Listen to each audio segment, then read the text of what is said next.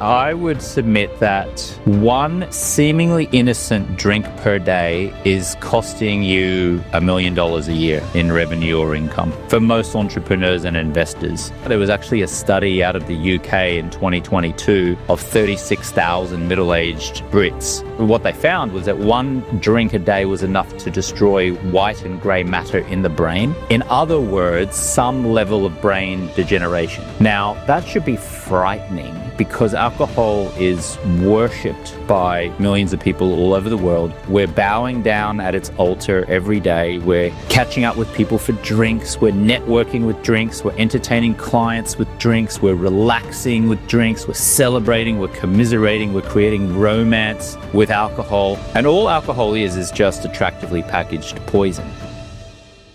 What's up, James? Welcome to the show. Justin, thank you very much for having me. Well, I'm excited for our session because I just feel like what you are covering and teaching and the research behind it is going to be groundbreaking and earth-shattering for so many people in our audience. And I'm just absolutely thrilled to have you here. Well, thank you. I'm sure some of your listeners aren't as thrilled with the message that I might be about to parlay. Well, you're going to be able to back it up. And I think that's the thing. Like anytime that we have strong ties to things or addictions or, just routines that maybe become more than routines, it can be harder to kind of pivot from them. But when you have the data to back up why it makes sense to do it, I think it becomes a lot easier from that standpoint. And, you're a renowned alcohol-free coach. I've had other people on the show that have talked about the impact of alcohol from a medical standpoint, from a health standpoint. But you do a lot with coaching investors and entrepreneurs. You speak. You're a former SportsCenter anchor for ESPN, which, is the one network that I tend to tune into the most. And then I'm excited for you to dive into Project 90. You're the founder and creator of that. And my understanding, you'll probably do a better job of explaining exactly what it is, but it's a neuroscience-based program with a staggering 98% success rate in reducing alcohol consumption in just the first 90 days. Is that accurate? Yeah, there's a 98% reduction in drinking, according to a University of Washington scientific study on our 90-day stop drinking process. And that was conducted in 2023. So yeah, we take entrepreneurs, executives, high achievers through a 90-day stop drinking process, scientifically proven. And the results from a financial point of view, because I know a lot of your listeners are very much interested in investing in finance and wealth creation. The benefits of living alcohol-free are profound, to the tune of millions of dollars, by the way. Yeah, it was interesting. I listened to, I haven't been, quote unquote, a big drinker. I enjoy a good bottle of wine periodically. And I've never really contemplated like giving it up completely because to me, like I've just never felt like it was an issue or a problem or I overdrink or anything like that. Sure, I had a few times in college where I probably should have made different choices and maybe a couple times post-college, but not many. But I listened to an Eric Huberman, or not Eric, but a Huberman podcast. And he had like a 2-hour session on all the negative benefits and then the small, teeny tiny positive benefits that someone could argue. And it was very convicting. Yes, I would submit that one seemingly innocent drink per day is costing you $1 million a year in revenue or income for most entrepreneurs and investors. And Andrew Huberman spoke a lot about that one drink a day phenomena. There was actually a study out of the UK in 2022 of 36,000 middle-aged Brits. And what they found was that one drink a day was enough to destroy white and gray matter in the brain. In other words, some level of brain degeneration. Now, that should be frightening because alcohol is worshipped by millions of people all over the world. Oh, yeah. We're bowing down at its altar every day. We're catching up with people for drinks. We're networking with drinks. We're entertaining clients with drinks. We're relaxing with drinks. We're celebrating. We're commiserating. We're creating romance with alcohol. And all alcohol is just attractively packaged poison. That's all it is. And just one drink a night enough to compromise your clarity and your focus and your energy and your sleep and your relationship with your wife or your husband or your children. I mean, it is astounding.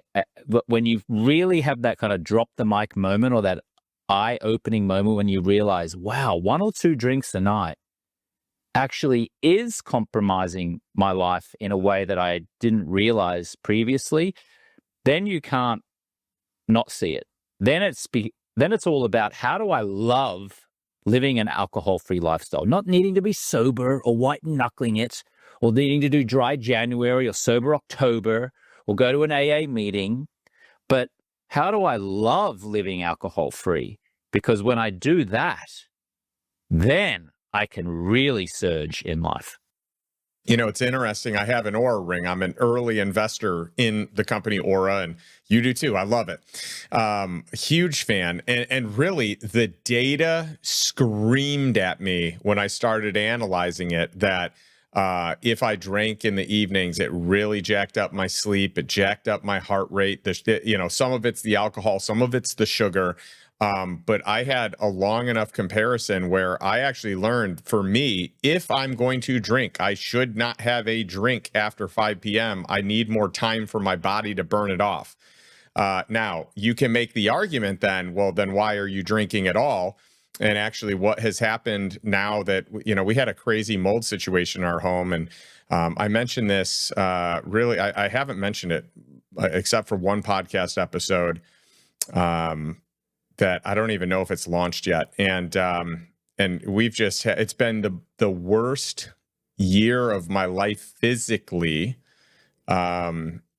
mentally. Like, it has just been, this mold, my ochratoxin levels are so high, so off the charts, one of the highest my mold specialist medical doctor has ever seen, because of what happened with the home that we had built that wasn't done properly. So to make a long story short, we were living in it, didn't know it, couldn't see it.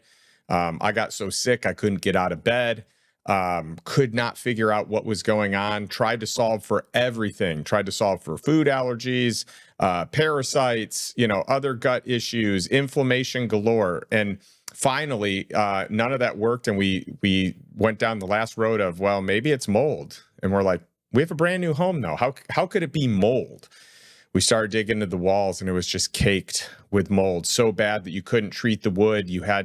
So we're in the process of actually removing all the wood, in the master bedroom, which is where the largest section was. So part of it's coming from the windows not being flashed properly. Part of it's from the roof not being sealed properly, the TPO not being sealed properly. Part of it's from the gutter not being sealed properly against the wall, and it penetrated through the exterior to the interior. So long story short, it has been a brutal week, but brutal year, 6 months, 6.5, 7 months.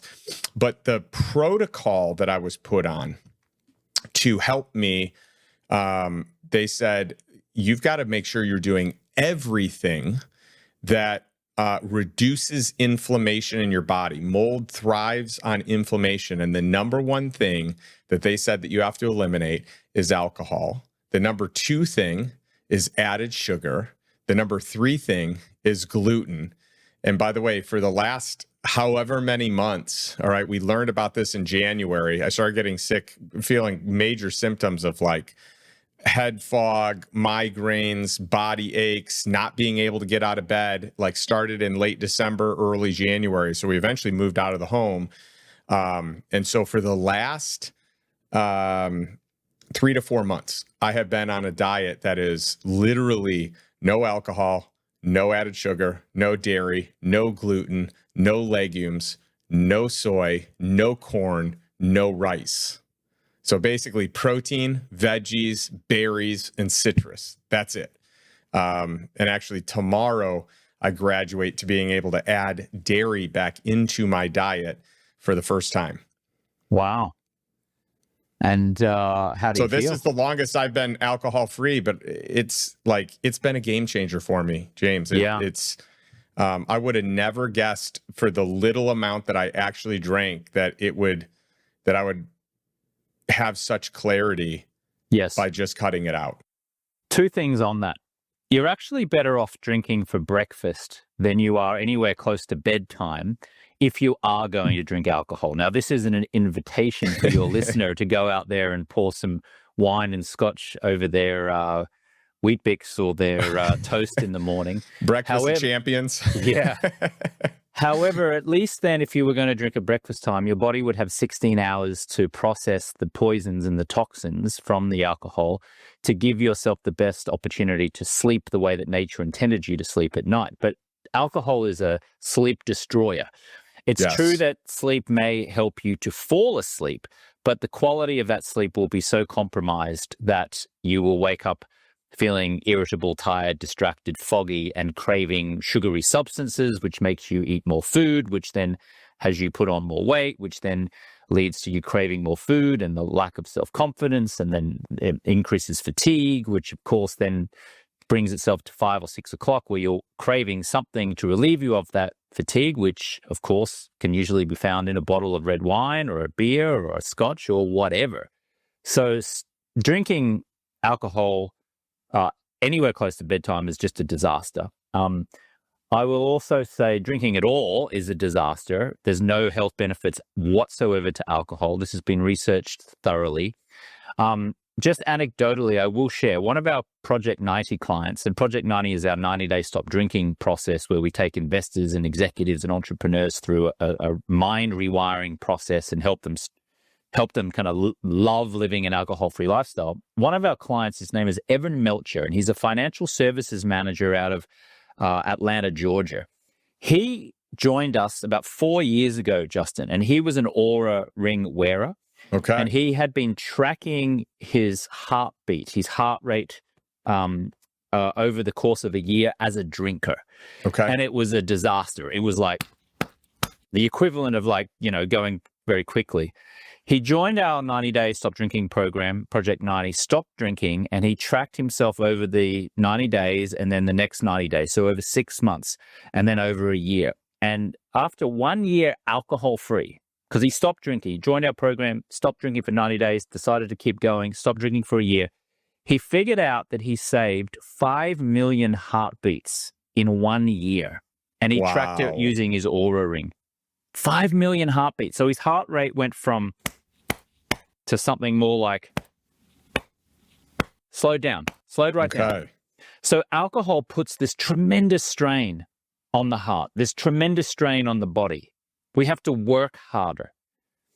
And the body doesn't want that. The body wants to live the way that nature intended it to live. And nature did not intend it to drink attractively packaged poison.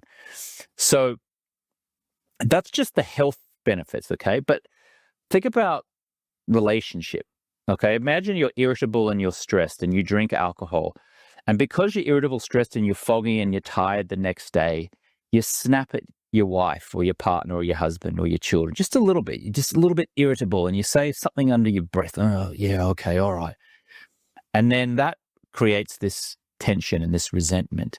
And then over many weeks, months, years, and possibly decades, that can lead to, you know what, I think maybe it's time to get a divorce. Do you know what's very expensive, Justin? Divorce. Yeah. That's incredibly expensive from a financial investment point of view. You know what else is incredibly costly? Your children not wanting to spend time with you. Now, that is just death to most parents. I saw an interview with some billionaires once, and one of them said something profound. And he said, you know what the definition of success is? And he said it wasn't $1 billion succeeding, creating impact in the world. He said the definition of success is your adult children want to spend time with you. That's great. I was like, I love that. That's amazing. And most of us are drinking alcohol at the end of the day. We're not alcoholics, but we're having 1, 2, 3 seemingly innocent drinks, and it's causing this friction with our husband or our wife, or this distractedness with our kids. We're not as present. And all of that shows up in this compromised way of living where people kind of resent you a little bit, you resent them, you're kind of pissed off, you're focused on what you don't have, you're living a life of expectation instead of appreciation, and that seeps into your business, and it seeps into your financial decisions, and it seeps into your wealth creation strategies because you're distracted, you're irritable, you're foggy, and you're not feeling the best version of yourself. Yeah, that's powerful. Now, one of the things I'd love to talk about is alcohol-free wealth. So you got into it a little bit here with family. I'd love to talk about just the transformation that cutting back on drinking can have on career and finances, right? Yes. Well, let's do a calculation, shall we? I call this the lost revenue calculator. So imagine, if you will, a business owner who generates $1 million a year in annual revenue. Okay, that's a nice business, $1 million a year. And he is, let's say, a modest drinker. He's not an alcoholic. He's not getting drunk on weekends. But let's say most nights of the week, he's having at least 2 drinks, sometimes 3, sometimes 4 if he's out networking. He doesn't get a DUI. He doesn't get arrested. But he's consistently, over many months and years, and maybe even decades, 2, 3 drinks a night. Now, that is compromising his sleep, right? So he wakes up distracted, foggy, irritable. So that shows up in his business as not making an additional sales call, not being fully present on a sales call. He finishes work at 4:30 instead of 5:30 because he's tired and he's irritable. He doesn't hire that person. He doesn't fire that person because he's spending the morning recovering from 2 or 3 drinks the night before, or sometimes 4 if he's out with the lads or he's out having a business meal and he hasn't slept well. Now he's lost the whole morning. He's just kind of phoning it in. He's operating at, say, a 6 out of 10. Now, most entrepreneurs, when they come to our program and they're a prospective client, I will ask them, compared to your capacity on a scale of 1 to 10, how efficient and productive are you in your business? They will usually say 5 or a 6 out of 10. And I go, okay, so at a 5 or a 6 out of 10, your business makes $1 million a year. Yes? Yes. Okay, got it. And then I say, well, let's say that you stop drinking alcohol.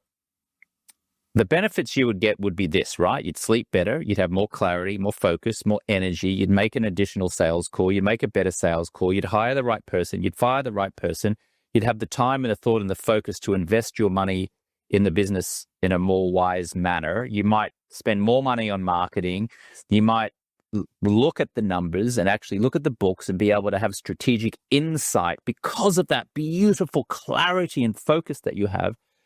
And then you'll make different decisions, better decisions. Yes? And they say yes. And I said, if that was consistent and you were doing that over many months, 6 months, 9 months, a year, how effective and productive would you be in that business? And they will usually say about an 8 or a 9.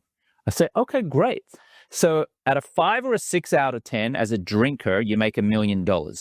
How much money do you think you would make if you were operating at an 8 or a 9 out of 10 in your business over the course of the year? And almost always they say something like probably double, at least double. I said, okay, that's $1 million extra dollars. So your drinking habits are costing you $1 million a year. And then I shut up. Plus the cost of the alcohol. Minimum. Then I shut up. I shut up, Justin. And it's like this, it's like a mic drop moment. And I usually hear this, oh. Wow. And I go, wow, $1 million. Now, here's the really interesting thing. I'm going to pull out my calculator, Justin, okay? I've got my calculator right here. If we go $1 million divided by 365 days of the year, every day that you choose to drink in this scenario is costing you $2,739. Wow. Let's just say the entrepreneur claims that he drinks 2 drinks a day. I would submit it's probably 3, but let's say 2. So we divide that by 2.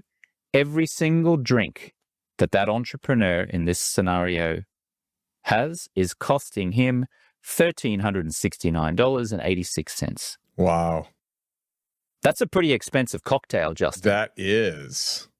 And yeah, yet, that's palpable, right? I mean, and just add it together for a week or add it together for a month. Yeah.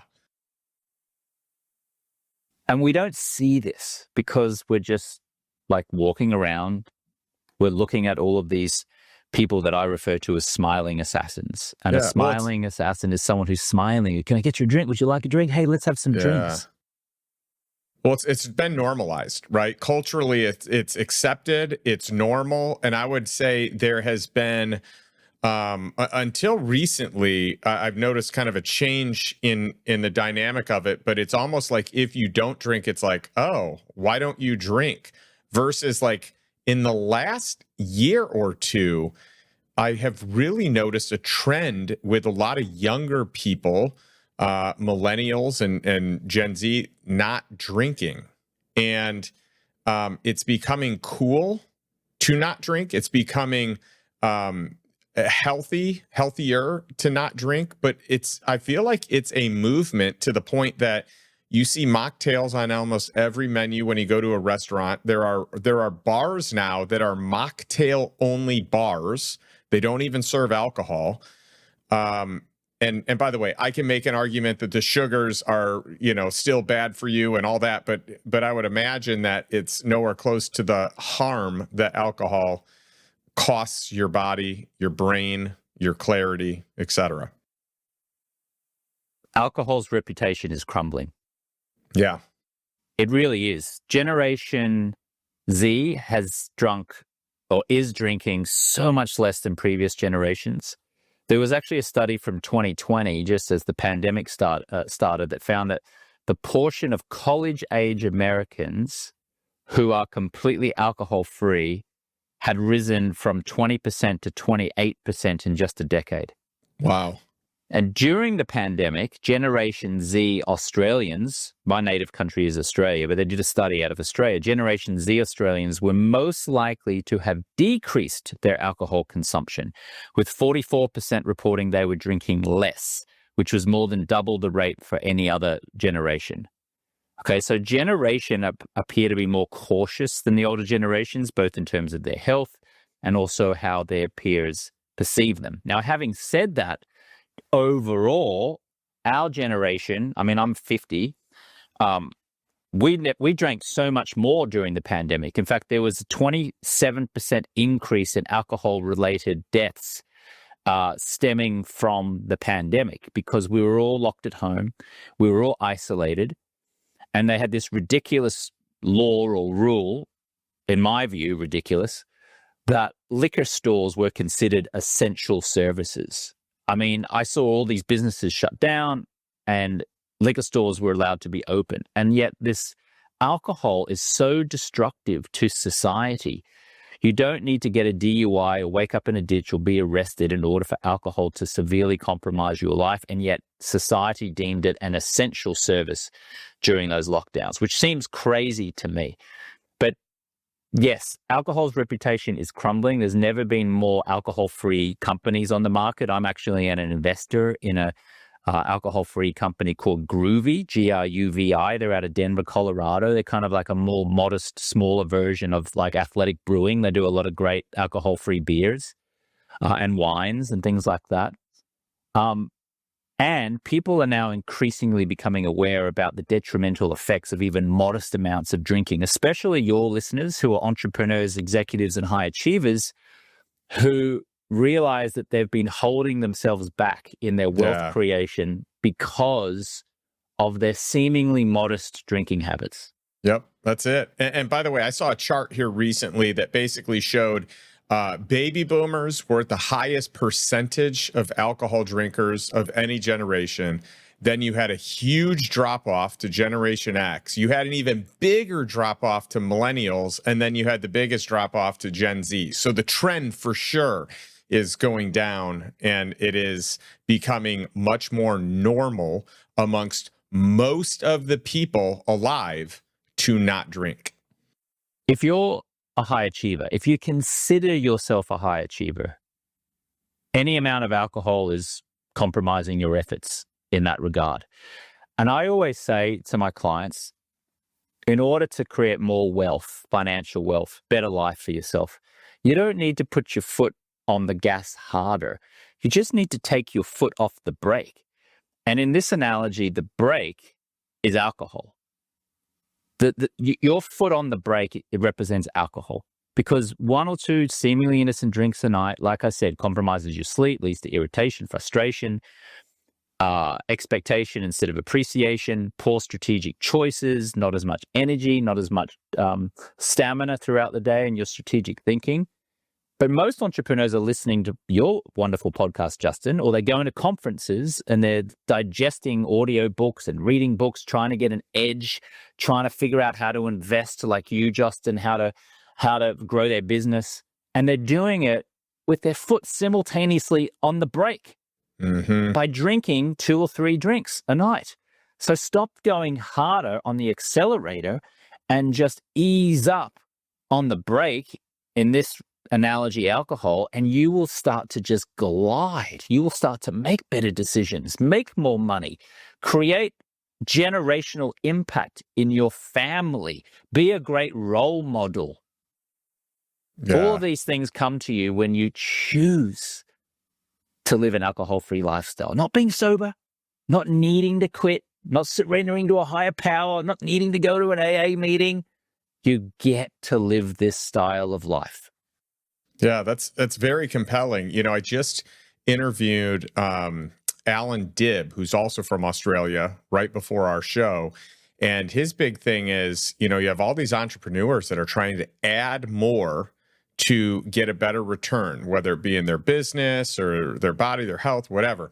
And he said the one thing that most people don't do is subtract. And he said the best way to get ahead is usually to subtract something that you're doing so that you can be more optimal where you are. And this would be a perfect example on a health standpoint, where it's like, hey, we could be healthier by taking more peptides or drinking more water or getting our labs done, or we could subtract and just stop drinking.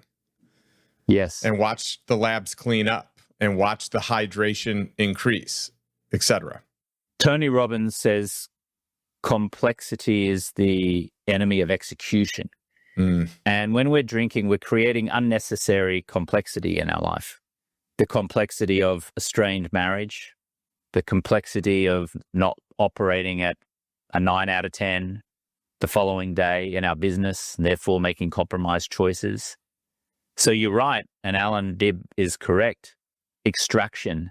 I mean, a lot of the world's productivity experts say when you've got some kind of project to do, first of all, put it through the automate, delegate, or eliminate stress test, right? Like, if I don't want to do this thing, can I automate it? Can I delegate it? Or can I eliminate it?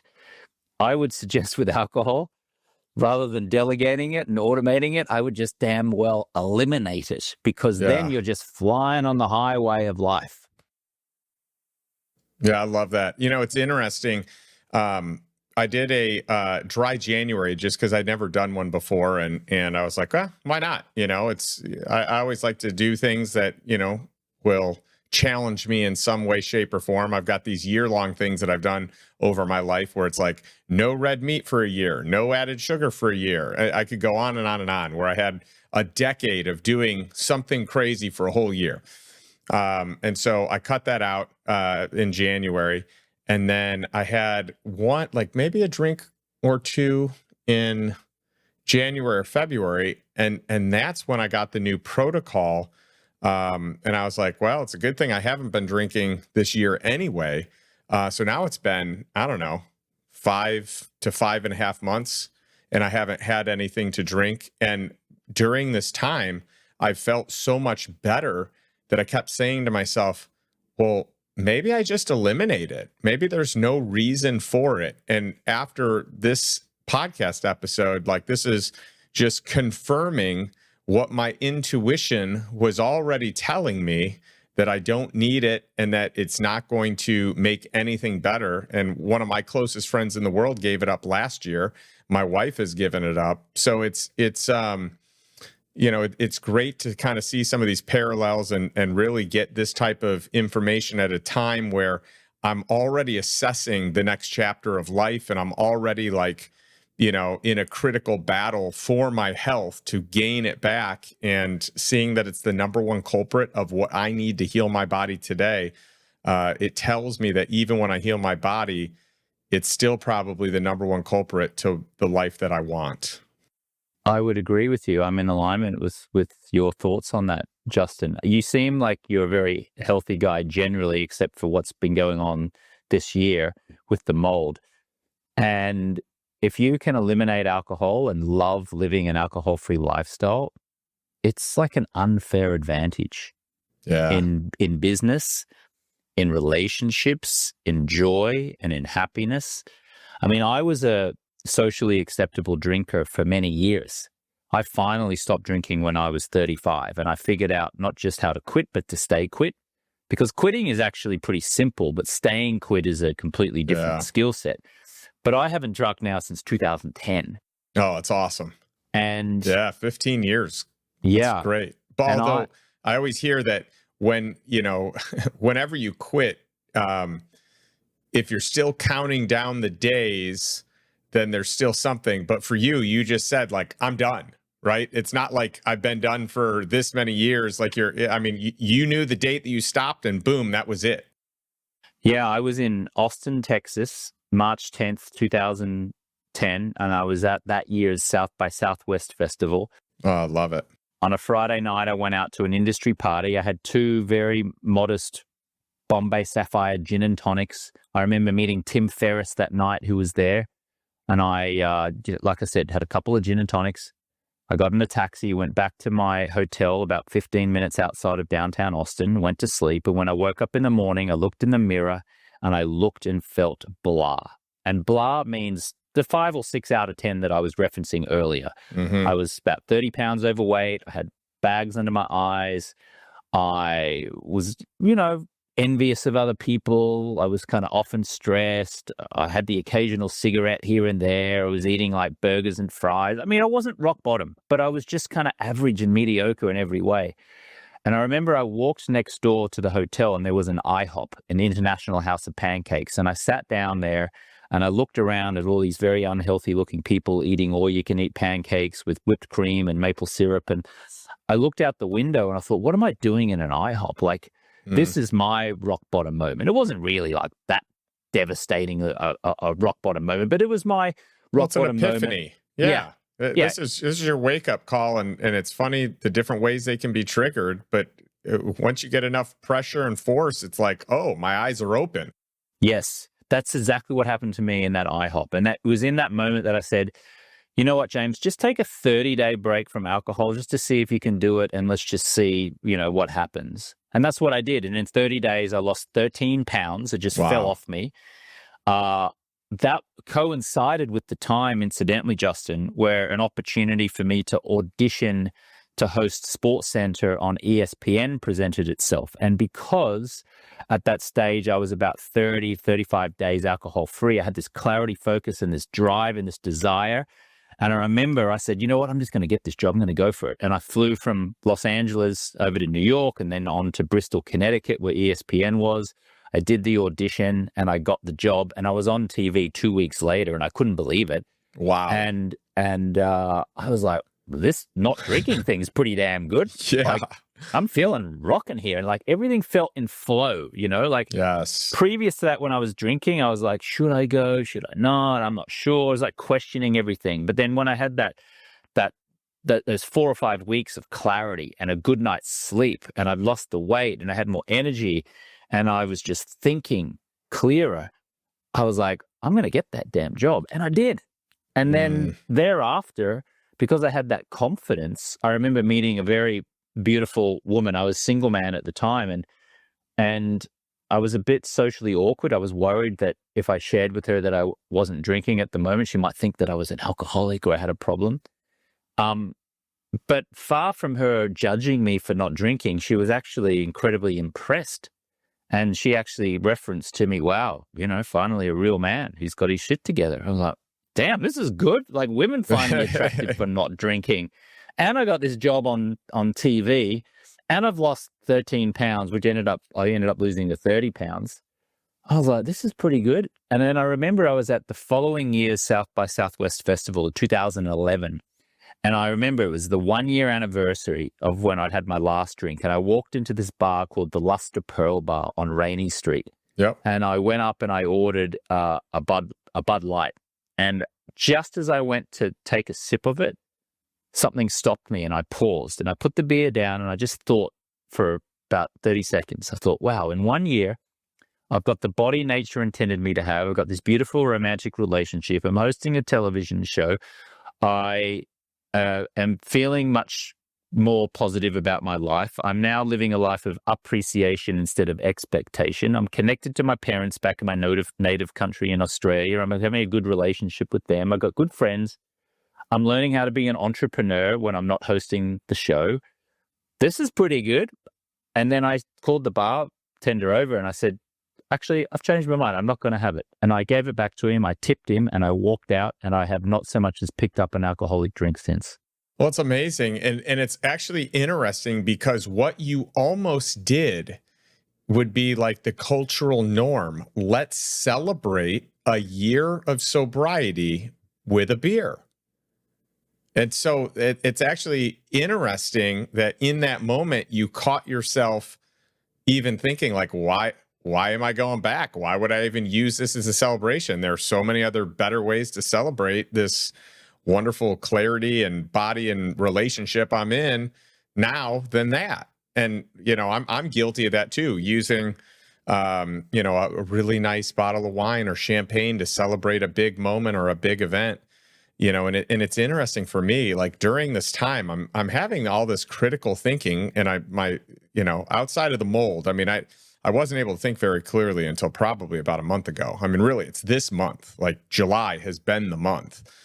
And so it's interesting because over the years, I've kind of built an identity around being a wine aficionado, a wine collector, a wine traveler. And so there's part of me that I'm like, yeah, I need to put that to death. Like I need to, the quitting drinking isn't as hard for me as the identity that I have created around wine. And so that's an interesting paradigm, but I know that the next step is to just really move on. It's perfectly normal if you have been associating alcohol with celebration, with romance, with commiseration, with relaxation, because that's the way cultural conditioning has it. And the smiling assassins, as I referenced earlier, are everywhere. And they're always reassuring you on an unconscious level that drinking alcohol is just normal because everyone's smiling as they're doing it. I watched the Super Bowl commercials this year. They were fabulous, wonderful. Peyton Manning's there, like funny Bud and Coors beer ads. But make no mistake, they're promoting poison. Yeah. And these Hollywood celebrities like Dwayne "The Rock" Johnson and Ryan Reynolds and George Clooney, they all have their own liquor brands. They are peddling poison. History will not be particularly kind to them. We look back in the 1950s and 60s and we see these TV commercials of doctors in white lab coats saying Camel cigarettes or Winston cigarettes, a cigarette chosen by doctors. And we look at that and we laugh. Like, we go, geez, what were we thinking? And I tell you, in 20 to 30 years from now, we'll be looking back on today with the same level of disdain that we do cigarettes. We'll look back and just go, what were we thinking? They'll show clips of Peyton Manning, doing these beer commercials in the Super Bowl, and we'll shake our heads and go, what the hell were we thinking? Well, James, this has been a real treat getting to know you, hearing your story, learning your methodology. I hope that this has been, a really impactful session that a lot of people will walk away from and really make major change in their life. I've got a question I'll ask at the end. in reference to that. But where can people learn more about you and more, about your Project 90 program? Thank you, Justin. To learn about the Project 90 program, you can go to alcoholfreelifestyle.com. I've also written a book which is called Clear, a neuroscience-based approach to quit drinking without AA, rehab, or willpower. You can find that on Amazon, or you can go to alcoholfreelifestyle.com/clear. It's also an audio version. If you can put up with my Australian accent for 8 hours or 4 hours on double speed, then you can get the audio version of the book. Just interestingly on that, Justin, the audio version of the book is outselling the hard copy 4-1, and I've been trying to figure out why. And I suspect it's because people don't want other people to see that they're reading a book about quitting drinking. And so with audio, you can hide the fact that you're learning about living an alcohol-free lifestyle. But with the book, where it says clear right on the front cover, if you're on a plane, maybe the person next to you is going, oh, that person must have a drinking problem. So that's my hypothesis. That's interesting. I mean, I would also say that, in addition to that, there's a trend towards more audible reading these days. A lot of people are doing it because you can do it on the go. We're experiencing something very similar where our audibles are often outperforming our physical copies. So yeah, I mean, I do think there is a trend that people are enjoying listening to books than reading books. And I know for myself personally, I probably physically read less than 10 books a year, and I probably listen to 50 to 100 a year. Yeah. Well, that makes sense. That makes a lot of sense. So 4-1 audio to the hard copy is fascinating. Yeah. It is. Well, I've got a question for our audience, for those of you watching or listening. I ask this each week. I want to ask it again, but what is one step that you can take today to move towards financial freedom and really just move to living life on your terms, life that you desire? So most people live a life by default, and my challenge to you is to live a life by design. And, a follow-up challenge is, would giving up alcohol allow you to live a better life by design? Would that help improve your life, or limiting how much you drink to start? Whatever that looks like for you, it's a big challenge. And I'm in full agreement with James here that it has been a game changer for me. And I'm the guy that has come at you earlier in episodes with my, personal wine sommelier and telling you about trips that I've taken, and this is kind of where I'm at in life today. So, we'll catch you next week. Thanks for tuning in this week. And James, again, thank you for joining us. Thank you, Justin.